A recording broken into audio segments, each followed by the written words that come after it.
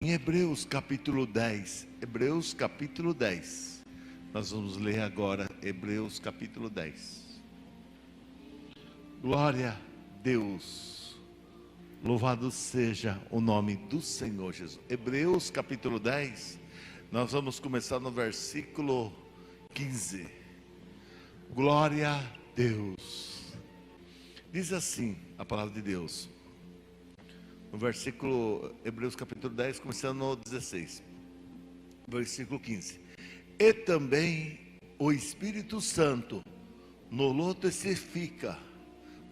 testifica, porque depois de haver dito, este é o concerto que farei com ele, depois daquele dia, diz o Senhor, porém, olha Deus falando, porém as minhas leis em teu coração, e as escreverei em seu, aonde, irmão? Em seus entendimentos, para os seus entendimentos acrescenta, e jamais me lembrarei dos seus pecados e de suas iniquidades. Ora, onde há remissão remissão do quê? Do pecado, não há mais obrigação pelo pecado. Versículo 19. Tendo, pois, irmão, ousadia para entrar no santuário pelo sangue de Jesus, pelo novo e vivo caminho que ele nos consagrou, pelo véu, isto é, pela sua carne, e tendo um grande sacerdote sobre a casa de Deus. Olha o versículo 22. Chegamos-nos com verdadeiro, o que, irmão?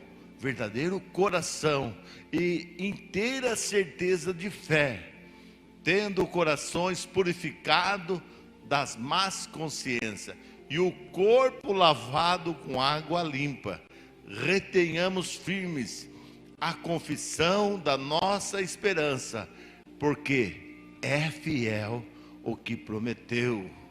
É fiel o que prometeu, não só de palavra, mas não vamos falar de pensamento, de coração, de tudo, irmão, para nossas vidas, né? E consideremos o que? Uns aos outros, para nos estimularmos a caridade e as boas obras, não deixando a nossa congregação, como é costume de alguns, antes, admoestando-nos uns aos outros, tanto mais, quanto vede que se vai aproximando aquele dia, qual o dia? A volta do Senhor. Porque se pecamos voluntariamente, depois de termos recebido o conhecimento da verdade, já não resta mais sacrifício pelo pecado, mas uma certa expectação horrível do juízo e ardor do fogo que há a devorar os adversários. Quebrantando alguém a lei de Moisés, morre sem misericórdia, só pela palavra deduz ou testemunha.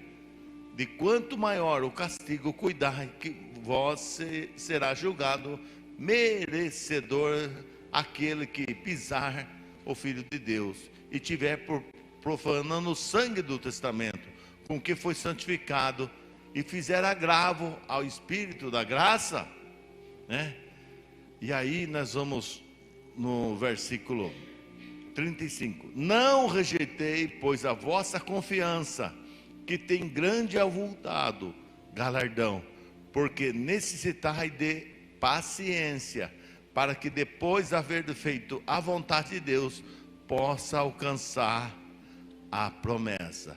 Porque ainda um pouquinho de tempo, e o que há de vir, virá, e não tardará. Mas o justo viverá da fé, e se ele recuar, a minha alma não tem prazer nele. Palavra de salvação, oremos ao Senhor. Senhor, meu Deus, meu Pai, eu te louvo pela tua palavra, a tua palavra que nos alimenta, a tua palavra que nos sustenta. Que nessa noite, ó Pai, a todos que estão aqui, que o Senhor venha falar aos corações, dai unção até para ouvir a tua palavra. Nós precisamos de unção para quem fala, quem ouve a tua palavra, que a tua palavra possa calar em nosso coração e fazer o que o Senhor quer, o que o Senhor deseja. É o que nós oramos em nome de Jesus. Você pode dizer amém? Amém. Aqui nesse texto é uma exortação para a pessoa perseverar na fé. O que é? É uma exortação para a pessoa perseverar na fé. Porque até isso, irmão, tem que ter. Porque a pessoa, às vezes, ele começa bem. O problema não é o começar bem, mas é terminar bem. Que adianta você servir a Deus, servir e ir para o inferno? A Bíblia diz: ser fiel até a morte, dar-te-ei a coroa da vida. Vou repetir esse versículo: ser fiel até a morte, dar-te-ei a coroa da vida. A pessoa pode vir para a igreja, batizar, servir a Deus, receber Jesus, mas se ela não for perseverante até o fim, ela não está garantida, irmão, o céu. Não está garantida a vida eterna. O que garante a nossa vida eterna é o que diz esse texto, é a perseverança na fé. Nós lemos aqui, ó, como é costume de muitos que deixaram de congregar. Aí fala: pastor, fulano parou de vir na igreja. Ou muitos amigos meus, pastor, falam assim: a minha igreja tem pouca gente, muita gente depois da pandemia não voltou. Mas isso é bíblico. A Bíblia fala que no final do tempo, o amor de muito, vocês falaram, o amor de muitos se esfriaria. Mas eu vou falar uma coisa: o nosso coração, o nosso amor não vai se esfriar. Nós vamos colocar lenha, nós vamos perseverar na fé. Vai vir paulada, vai vir as coisas para cima, vai, mas nós vamos continuar firme em Cristo. Irmãos, e para nós caminharmos nisso aí, nós precisamos andar em Espírito, ser cheio do Espírito Santo. É um caminho de duas mãos, irmão. Porque não adianta a pessoa falar assim: eu quero ser cheio do Espírito Santo, eu quero ser cheio de Deus, eu quero ter a graça de Deus. Só falar. O Espírito Santo quer te encher. O Espírito Santo quer que o fogo arde em seu coração. Ele quer transbordar na sua vida. Mas tem coisas que nós precisamos fazer. O que é? Abrir o nosso coração. Se você for assar uma carne lá, você faz um braseiro e começa a assar lá, um churrasco. Você vai assando carne, mas vai chegar um momento que você vai ter que colocar o que mais? O que? Mais carvão. Porque se você não colocar o carvão, o que acontece? O churrasco vira um fiasco. Porque precisa de carvão. Aqui ele faz exortação à perseverança na fé. Para nós perseverar, o que nós precisamos? O que nós precisamos é da ação do Espírito Santo em nossa vida. É abrir o nosso coração e falar: Deus, faz o que o Senhor quer fazer. Faz o que o Senhor quer na nossa vida. Porque se eu perguntar: quem quer que Deus use? Você quer que Deus use você? Você quer as bênçãos de Deus? Todo mundo vai falar, até eu quero. Mas é verdade, eu estou disposto a abrir meu coração? Eu estou disposto a deixar Deus mudar a minha vida? Eu estou disposto a deixar algumas coisas, servir a Deus? Aí já é outra história. Já é outra história. Irmãos, nós estamos chegando nos últimos tempos, final dos tempos. Jesus vai voltar. Você vê, ele falou assim: nos últimos dias haveria guerra. Está tendo guerra ou não está tendo no mundo? Falou também que é pai contra filho, filho contra pai. Hoje os lares é uma complicado. É o filho que não entende o pai, é o pai que não entende o filho, é a filha que não entende a mãe. É uma tribulação. A Bíblia fala que nos finais do tempo a ciência se multiplicaria. Quando nós começamos a igreja, era bem pequenininho lá. Vinha um irmão que era, o nome dele era Nilson, era japonês. E ele chegou e falou assim: eu morava no Japão, pastor. E o telefone aqui era, vamos falar assim, Ainda estava começando o celular. Aí ele falou para mim assim: pastor, lá no Japão a gente conversa com a pessoa assim, ó, de qualquer lugar do Japão, a gente conversa olhando a pessoa, e a gente fala assim, e aquele negócio deu um nó na minha cabeça. Falei: como que pode? Mas como assim, irmão? Não, você olha assim a pessoa, você liga para a pessoa, aí você conversa. E hoje a gente não faz isso. Você acredite não, lá já chegou que a pessoa vê uma comida, uma receita, aí aperta um botão, sente o cheiro da comida. Ai, é duro de pensar isso, mas daqui a um tempo vai: nossa, poxa vida. Está entendendo? Você consegue entender de você ver uma receita lá, Val, e apertar assim e sentir o cheiro da comida? Não entra na cabeça. Não dá para entender isso. Eu estava tão contente com a minha TV, irmão. Olha como é que é a tecnologia. A minha TV lá grandona, né, que eu comprei nova ainda. E eu vou lá consultar, por exemplo, YouTube lá. Aí eu tenho que digitar. Eu digito lá, aí aparece lá o que eu quero. Aí eu faço pesquisar. Eu falei: nossa, minha televisão. Eu fui na casa do Josué. Eu vi que a minha televisão não é nada.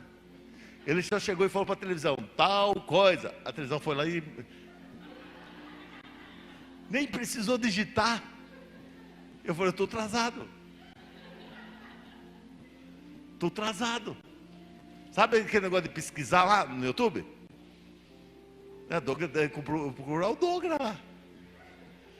Eu pego lá meu controle, e aquela teclinha pequena assim, que vai apertar uma, você aperta outra letra, e não vai, sabe? E eu contente: aí minha televisão tem YouTube, tem não sei o quê. Aí eu cheguei na casa de Josué. Falei: Josué, eu queria assistir aquele canal. Josué, para a televisão, para PPP. Passou. Falei: meu Deus do céu. Deu uma inveja, irmão. Deu uma inveja. Eu estou vendo que eu estou perdendo tempo. E amanhã, quando você chegar, a sua casa vai acender. Já está assim. Nós fomos lá na Inglaterra, nós ficamos meio bobo. Chegava no supermercado: cadê os funcionários? Irmão, não tem funcionário quase. Você pega nas prateleiras, aí você passa lá a conta, você paga, você mesmo pega a sacola e você vai embora, né? A pessoa chega no posto de gasolina, ele para o carro, ele abastece, ele paga e vai embora. A ciência está se multiplicando. Eu pergunto, mano, a dificuldade. Meu pai ganhou um celular. Coitado do meu pai, ele só sabe conversar no celular. Mas pai, aqui tem um WhatsApp. Onde que fica o WhatsApp? O WhatsApp é isso aqui, pai. Tem a internet. Aonde que está a internet? Não, pai, a internet é a rede, né? A minha mãe já cansou de querer ensinar, né, meu pai, porque a cabeça não entra, porque a geração dele, irmão, a ciência. Mas pastor, eu vou falar, né? Os irmãos mais da minha idade é aquele que liga para o outro sem querer, né? Eu liguei sem querer. A gente atrapalha, porque a gente, né? Eu tenho até medo de um dia o pastor só mandou umas mensagens meio esquisitas. Era X, A e B, sabe quando está no bolso e fica apertando a tecla? Foi aquele monte de coisa. Não era língua estranha não, era a tecla que estava apertando lá. E a Bíblia fala que ao final do tempo a ciência se multiplicaria. Haveria terremoto. Está tendo terremoto na terra, irmão? Quantos morreram na Turquia? Haveria fome. Está vendo fome na terra? É nações contra nações. Jesus vai voltar. A Bíblia está se cumprindo e se cumprir, vai se cumprir. Nós precisamos se encher do Espírito. Mas para encher do Espírito Santo, a gente tem que estar disponível e pronto para Ele encher. Porque, irmãos, às vezes a gente quer fazer assim: Deus, enche a minha vida, mas enche desse jeito. Eu não quero fazer desse jeito, eu não quero. eu não quero, tenho vergonha. Senhor, eu quero que o Senhor não me enche. Aí quer que Deus faça. Eu pergunto, você tem todo mundo sabe, tem o celular, e aqui tem uma rede. Como que você entra na rede? No seu celular, você tem que colocar o quê? A senha. Se você falar assim, tem uma rede, eu vou pôr qualquer senha, eu vou entrar. Entra. Porque a senha tem que ser certa. Pode ficar, às vezes, irmão, espiritualmente, a gente quer colocar a nossa senha, mas a senha é daquele que morreu na cruz do Calvário. É de você conectar com aquilo que Deus quer para a sua vida. Fala, Senhor, eu quero ser cheio do Espírito Santo. Senhor, eu quero realmente queimar. Faz o que o Senhor quer na minha vida.